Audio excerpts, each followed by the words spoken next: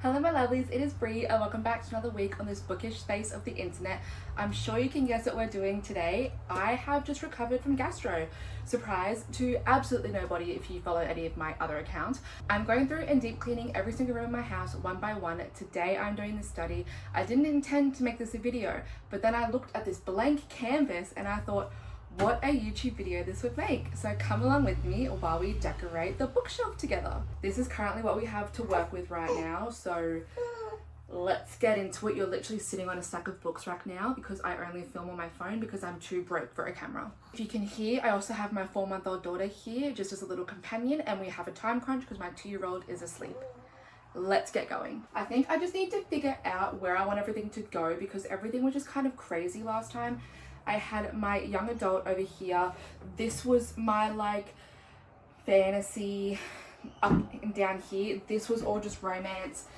This was sports romance, and then this was dark romance. These have been left empty because the goal is to eventually put my Lego flowers in here, but for now they're just left empty because I've been too lazy to buy the vases for the Lego flowers and to even build said Lego flowers, because when you have kids you've got like no time for any of your own hobbies anymore. Talking about you. Let me ponder and we'll be back. I'm thinking of like doing it this way, so making this my dark romance or my fantasy, and then just continuing on down here, and then making this all just romance and that young adult romance. Does that make sense? Alrighty, where is all my dark romance? Right there. You know what sucks is when you have an author that does multiple genres, like Rebecca Yarros, or in my case, I've got Paisley Hope, who does dark motorcycle romances but also fluffy little cowboy romances. It sucks because you can't put them together if you want to put them by genre, which is how I do my bookshelf. If you do it any other way, you're wrong. I do have God of Malice, but it's currently being borrowed by a friend, so for now I've just got these three.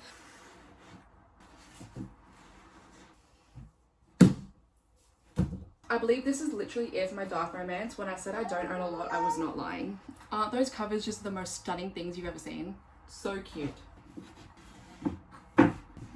That is my dark romance all done. We are now going to work on the romantasy/fantasy side of things. I have all of my adult romantasy. This is not including my like young adult fantasy kind of scenario, but I'm gonna try to put these ones up here. Are you farting? They have released Onyx Storm in the same size as the others. I just haven't gotten it yet, unfortunately. And I have Quicksilver, I just don't have Brimstone. And I even need to read Brimstone. I haven't read it yet, but it's on my TBR for the rest of the year. I need to finish it. I need to get Brimstone. We also have this bad boy that is on my TBR for the rest of the year, Alchemized. I would love to read this one. Would you like to read Alchemized too? I don't think it's baby appropriate, darling, I gotta say. And I am planning on doing a reading vlog of Starside over on my book talk. And again, I'm aware that they have this in the smaller size. I just haven't gotten it yet because I can't justify buying it if I already have this books already, you know what I mean? But it's the same with Glow from the Plated Prisoner series, so I'm just going to layer them together and put the rest of the series here. And then we have the Book of Azrael. This is also on my TBR for the rest of the year. I just really need to start reading some more romantasy because I don't think I have read a single fantasy romantasy style book this year. And this is the Night Court edition of A Court of Thorns and Roses, but because I've had it kind of sitting out, it's just, I hate it when that happens. That is my romantasy shelf done. We're now onto the young adult fantasy/sci-fi. Dad has taken baby, so we can fully get into this now, but these are mostly the books that I read as a child. So we've got like the Hunger Games, we've got Vampire Academy, we have the Strange Angel series, in the Divergent series, Maze Runner, City of Bones, like Mortal Instruments, and then we just have like a few random ones like the Shadow Me series, which I'm going to do a reading vlog of at some point this year. I have actually planned all of my videos for the rest of the year, which is actually insane to say because I'm not normally someone that plans that far ahead, but I have a video a week planned every single week from the beginning of August to the end of January, which is actually insane. If you haven't read Vampire Academy, you're sorely missing out. This is one of the best angsty paranormal romances I read as a kid, and she actually has a bit of a raunchier series that involves succubuses, where she is a succubus woman who is dating a human man and refuses to sleep with him because it'll take years of his life. So it describes her sex scenes with other men instead. I haven't even actually read the books, but I remember being just a really, really raunchy teenager and reading those specific scenes and being like, holy shit. Both of my kids have a bit of a flu at the moment, which is why they keep coughing. But let's get these books into their new home. I'm thinking the big series I might put here, so I might put Shadow Me here because that's a big series, and I think those books are all one size, so they'll fit here. And I already have it in order. I do think I'm missing a book. The scene where Simon loses his memory, if you know, you know. I literally have photos of me screaming and crying in my Snapchat history because of it. The Strange Angel series is another series that if you haven't read this, you absolutely need to. This had me in a chokehold when I was a kid. Like, if you don't believe me, just hear the back. Dad, zombie. Mum, long gone. Me, well, that's the scary part. The real world is a frightening place, just ask 16-year-old orphan Drew Anderson, a tough girl who has taken down her fair share of bad guys. She's armed, dangerous, and ready to kill first and ask questions later. So it's going to take her a while to figure out who she can trust. Drew Anderson has been strange for as long as she can remember, traveling from town to town with her father to hunt the things that go bump in the night. It's a weird life, but a good one, until it all explodes in an icy, broken down Dakota town when a hungry zombie bursts through her kitchen door. Alone, terrified, and trapped, Drew's going to need every inch of her wit and training to stay alive. The monsters have decided to hunt back, and this time Drew's on their menu. Chances of survival slim to none. If she can last until sunup, it's game over. It's so good, and it's a love triangle with... She's also a 17-year-old girl. It is a love triangle between another 17-year-old boy who is also homeless, helps her out, and then ends up getting bitten by something and turning into something, and it's not a zombie, and her mother's ex-boyfriend. You're hearing me right. She turns 18 and suddenly her love interest turns from 1 to 2, and the second one is her mother's ex-boyfriend. And he's always telling her how much she looks like her mother. It's just so fucking good, and it's a 5-book series. You just need to read this. Strange Angels. The Powerless series, I've been wanting to read it, but like also not, because I know that it's a basic ripoff, but I already own it, so it's like, do I want to read it or don't I? But that is all of those done. So I think I've got this section here now. I think I'm going to do my young adult books here now. So let's do those ones. So these are my young adult reads, and again, these ones are very much nostalgic for me because I've only been reading spicy the last couple of years. So when I think of someone like Katie McGarry or Rainbow Rowell, they're very, very nostalgic for me.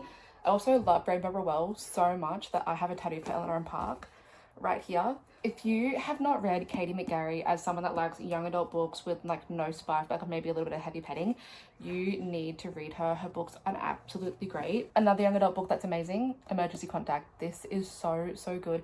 They're two really antisocial people that meet and they become friends because they become each other's emergency contacts if something goes wrong. That's depressing. All of my young adult books fit on the one shelf. Now it is time for the romance shelves. I tell you what, B. Celeste is really an underrated author. She has the Linda News series. They are available on Kindle Unlimited, but these were both 5-star reads for me, I believe. I'll correct it if I'm wrong, but these were just so well done, and honestly, they're not raved about enough. This one follows Aiden and Ivy. They are childhood best friends.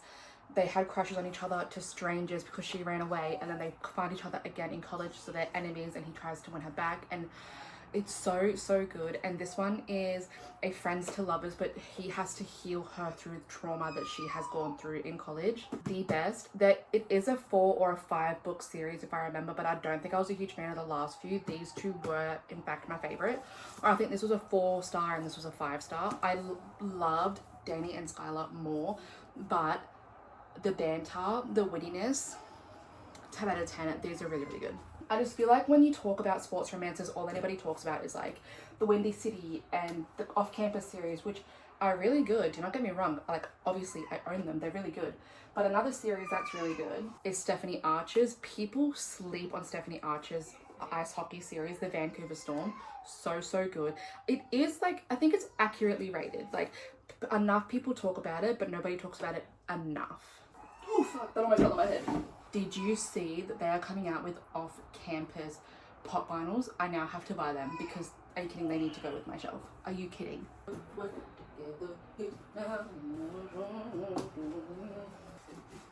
And I have so much fun that I can make with the rest of it because I have so many books still that I need to put away. I do really want to get more special limited edition covers of Binding and Keeping 30, like the whole Boys Atonement series. So I really kind of want to have a whole shelf that's just for that because I want to invest in more covers eventually. I also really want to get some more of Mariana Zapata's books. I know they're all available on Kindle Unlimited, but she's one of my favorite authors, so I would like to have a whole shelf dedicated just for her. And I have a bunch of cowboy romances, so they all tend to kind of get grouped together as well.